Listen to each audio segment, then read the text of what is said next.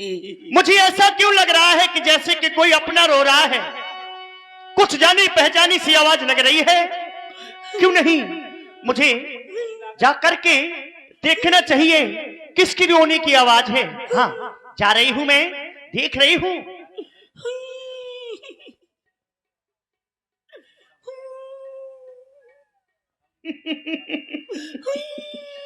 अरे इसको क्या हो गया? ये तो मेरी दासी मंत्रा है। ये आज क्यों रो रही है? हाँ, समझ गई।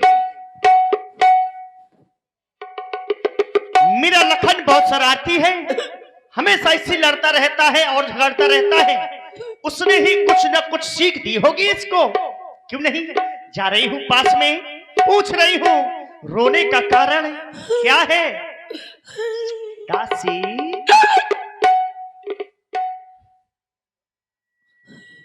ए दासी, दासी पगले आ गई है का? क्या हो गया? हाँ, समझ गई। क्यों नाराज है? रोज मेरा श्रृंगार अपने हाथों से किया करती थी, लेकिन आज मेरा श्रृंगार हमारी पुत्र वधू सीता ने अपने हाथों से किया है। कहीं इसलिए तो नाराज नहीं हो?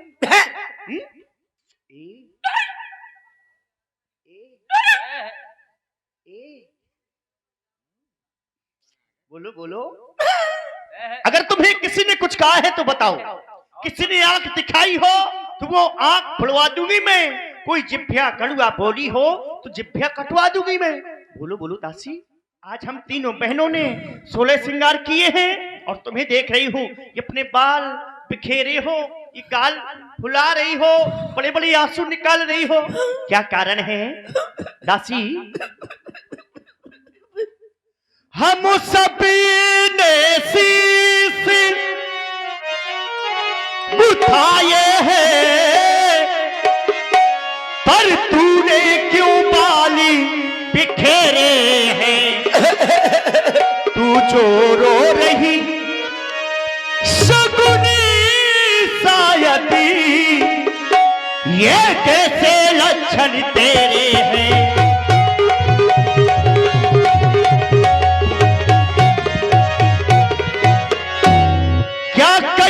झगड़ कर आई है, भूखी है अथवा प्यासी है, मेरी सौगंधी बता दासी, दासी क्या तुझे उदासी है?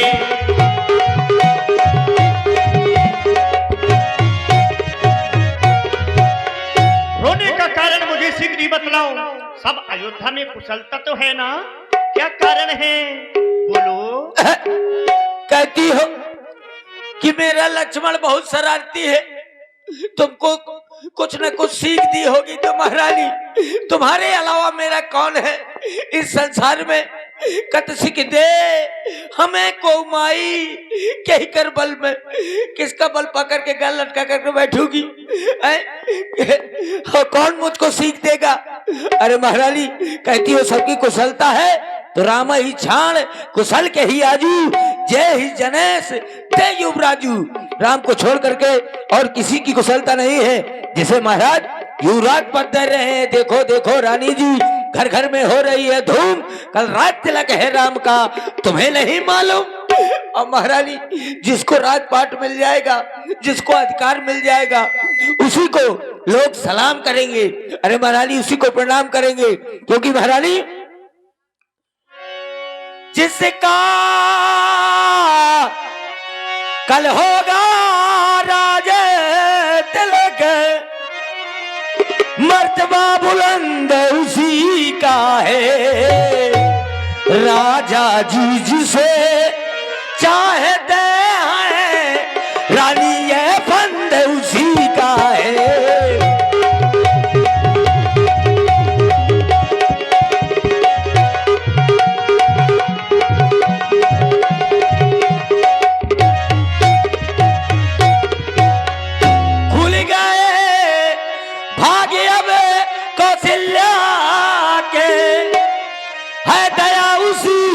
पर भी देना की रानी किस घोरे नींद में हो औलो के चाल निज राजा की।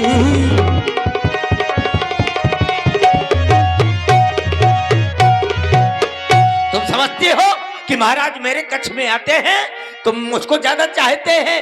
अरे महारानी, वो महाराज बड़ी राजनीति वाले हैं, वो तुम्हारी बहन कौशल्या तुम्हारी सौतन की तरफ हो गए हैं।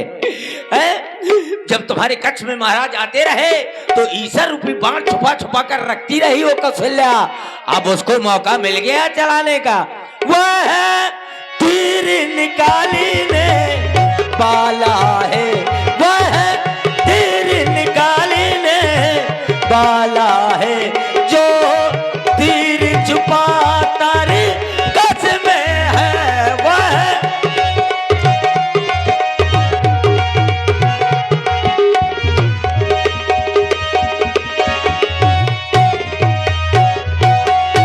वह तीर निकाली ने बाला है, जो तीर छुपाता रे कस में है। तुम समझ रही राजा दशरथ मेरा है, मेरे बस में है।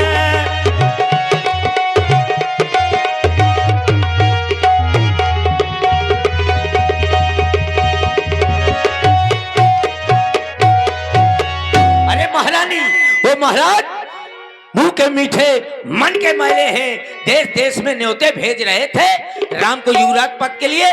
तो क्या तुम्हारे बेटे ननिहाल से नहीं बुला सकते थे तुम्हारे बेटे को?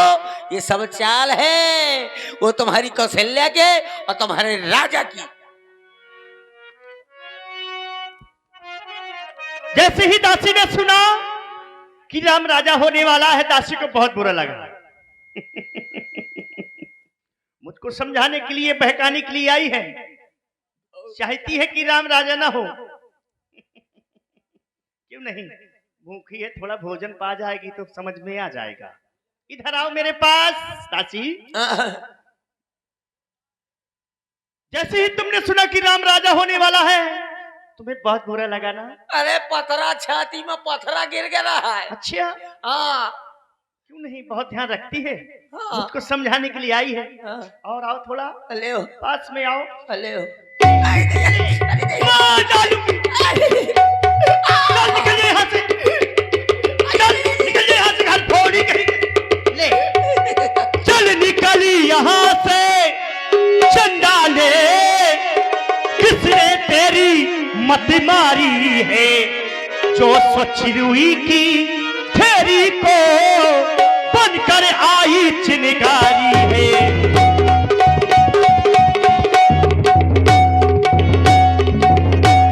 अब के जो ऐसी वचन कहे, अब के जो ऐसे वचन कहे, ये मुंह तेरा नुचवा लूंगी। यो राजी राम हो गाज सिछे, तुझको मोहि मांगा वर दूंगी।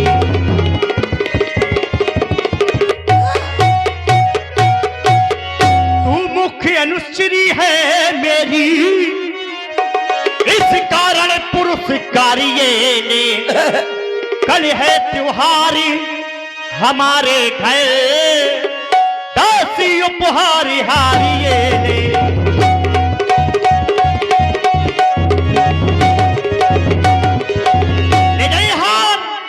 थोड़ी कहीं की कुबड़ी कहीं की, तेरा शरीर अच्छा नहीं है तो अच्छी बातें तो कर ले, आगे घर फोड़ने वाली। वाह महारानी, अच्छा सिला दिया तूने मेरे प्यार का। मैंने तो तुम्हारे भले के लिए कहा था और तुमने मुझको मार मार के सुतरी कर दिया, और ऊपर से सोना चांदी दे रही हो। तो ये दासी सोने चांदी की लोभिन नहीं है। अरे मुझे सोना चांदी नहीं, मुझे तो भरत लाल का ख्याल था, इसलिए मैंने कहा। अब तुम मुझे ये हीरा मोती दे रही हो तो ले लो, ये मुझे जरूरत नहीं है, ये लो अपना ये हार। तू तुम्ही को शोभा दे, दासी ने लालच ने हार की है जीत राम की और हार उस भोले भरत लाल की है। लो।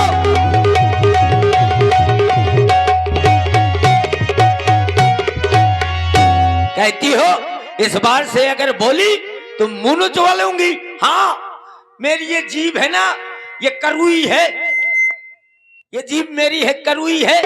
अब मैं इसको कटवा करके फेंकवा दूंगी, फिर बढ़िया मीठी वाली जीभ लगवा लूंगी, फिर तुमसे बात करूंगी। क्योंकि एक ही बार आस सब पूजी, अब का झुकाओ जीभ कर दूजी। एक बार में तो मेरी पूरी आस हो गई है, जब दूसरी जीभ लगवा लूंगी तब मैं तुमसे बात करूंगी। क्योंकि जो झूठ पूरी बात बनाते हैं वो लड्डू पेड़ा खाते हैं, जो साची साची बात करते हैं वही तो मारे जाते हैं।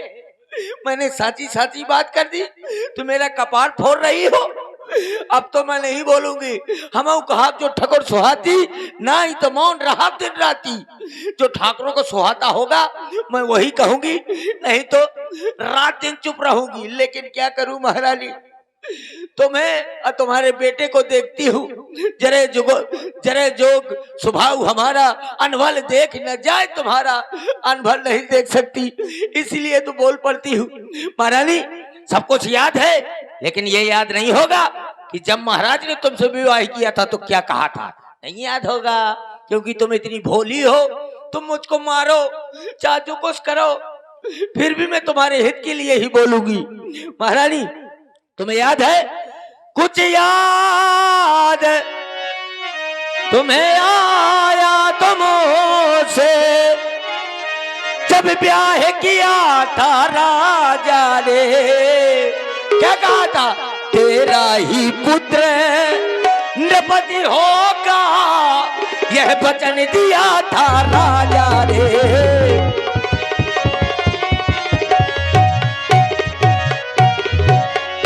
अब इस चालाकी को देखो, किस ढंग से पलटा देते हैं। परदेश भरत को भेज दिया, अधिकार राम को देते हैं।